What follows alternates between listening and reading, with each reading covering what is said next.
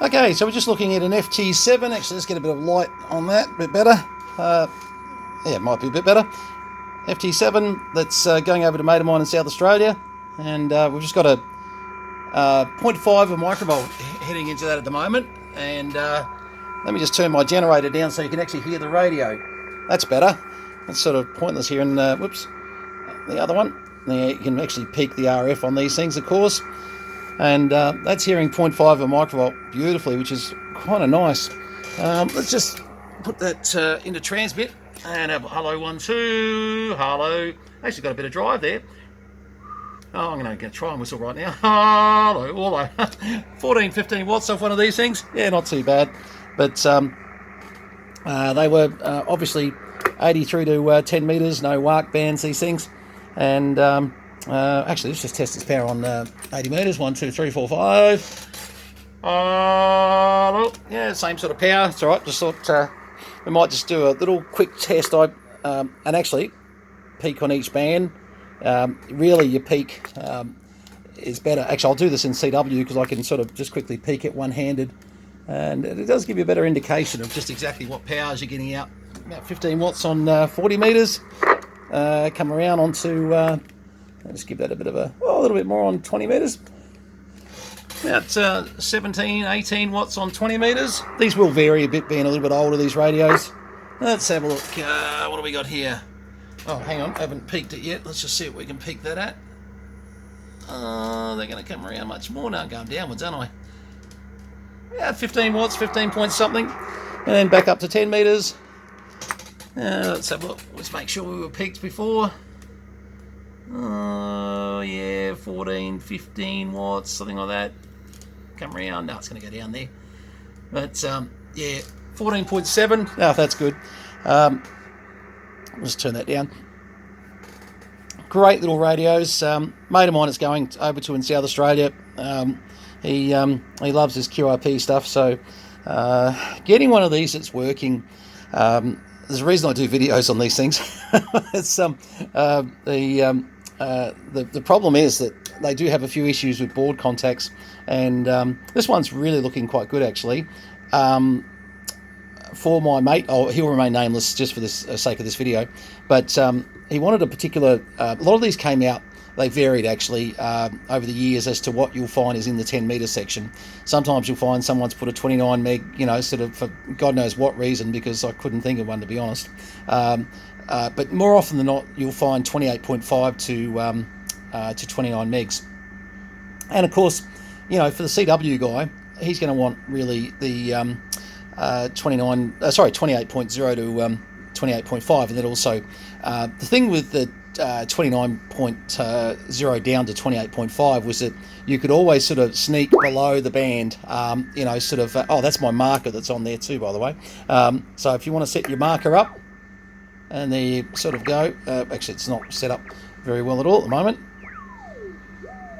Oh, yeah, a little bit out, but you can just move the dial a little bit. And you don't do that there, you do it on the bottom section there, on the calibrate, of course. So that's how you move your frequency around a little bit. Excuse me. But where was I going with this? Oh, yes. Anyway, we were able to find a crystal that was close. For my mate, it's going to be just a little bit out on 10 meters until I can maybe try and find him the exact one he'd love. Although the one that we found him was completely free, so that's good. It didn't cost anything, mate.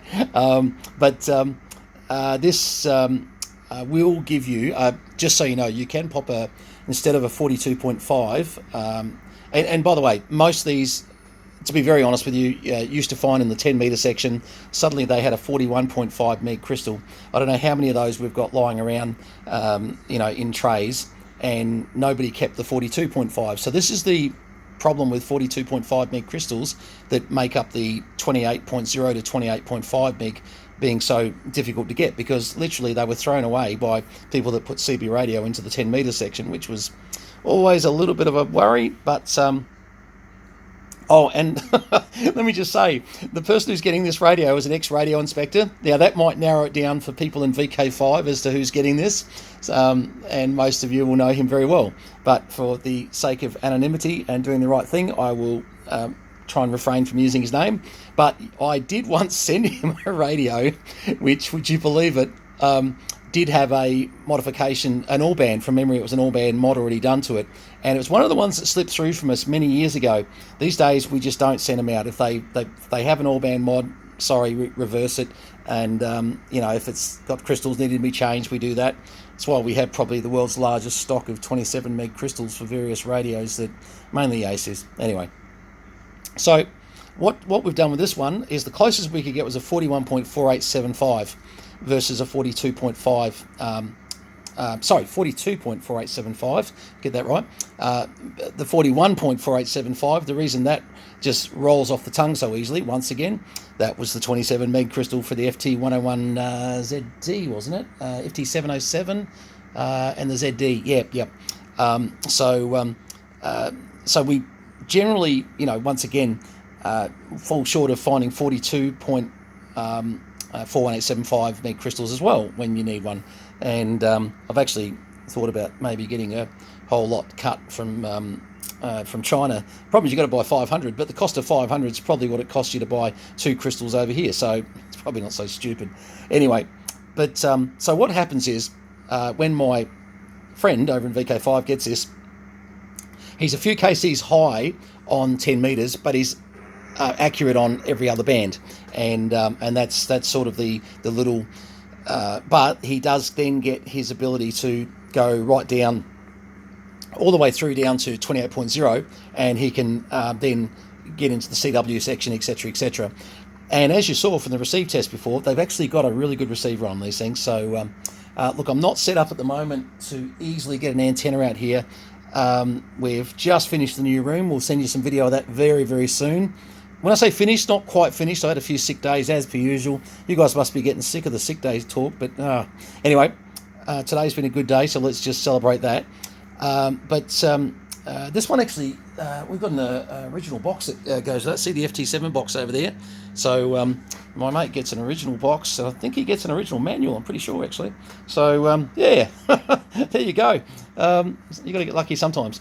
But this is a very good mate of mine, though, and I just wish I had something that was a little cleaner. It's got a few marks on the covers. We've got one other one, which is our display one, and to be honest, look, whilst it's a lot cleaner on the covers, actually from the front panel side of it, they're very similar. I was looking just to make sure that we were trying to find that we kept a good display one for ourselves, but really the fronts, there was nothing in it at all between the two. So it really, I think, I keep going to say my mate's name, but I think my buddy over in South Australia will be pretty impressed with the front. It's not too bad, actually. But anyway, great little radios, and if you get a chance to get yourself a little FT7, not huge money. We did this as a bit of a swap deal for something else that a buddy of mine had over there that we thought, that'll go on the workshop bench for something to use. It's a bit of an upgrade from what we're using at the moment, so just needed another test radio, and what he had was perfect for the job, so I thought, beauty.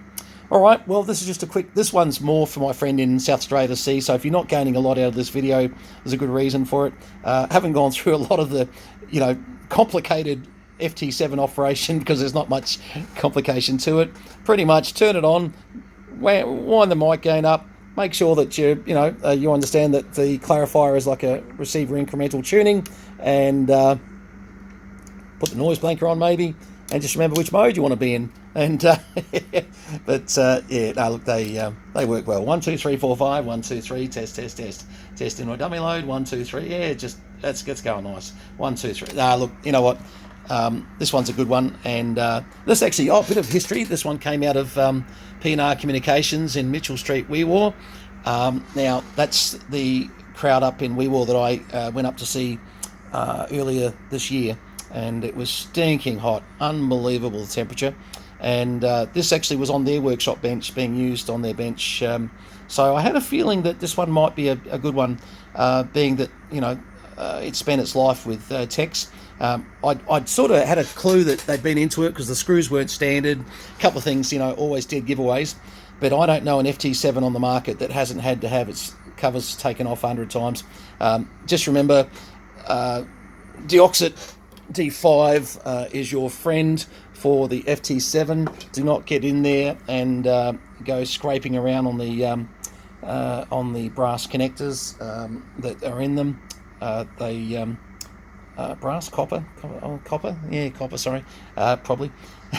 But yeah, look. Even I've seen people try to bend them into place and lots of things. Just give them a very light clean. There's a lot of really good articles on the internet to give you a bit of an idea. My brother-in-law Terry Moles, actually VK5 TM, he's a bit of an expert on FT7s. I've actually spoken to him quite a bit, and actually Terry's doing a new range of kits right now. Some really good stuff. So have a look at his website. We'll do a bit of a review on Terry soon. Actually, Terry, I've got to do your radio next. I've got a where is it? 290R sitting over there.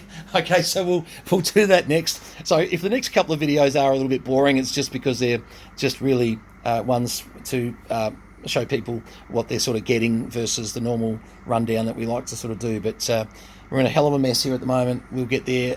Just too many sick days, not enough working ones, and that we've got to improve. So hopefully this is the start of good things. Had a good day today, and even got a few things sort of done that I didn't think I'd get done. So that is fantastic. 73 is all the best. And to my mate in South Australia, keep on slugging away, mate. I'll give you a hint who he is.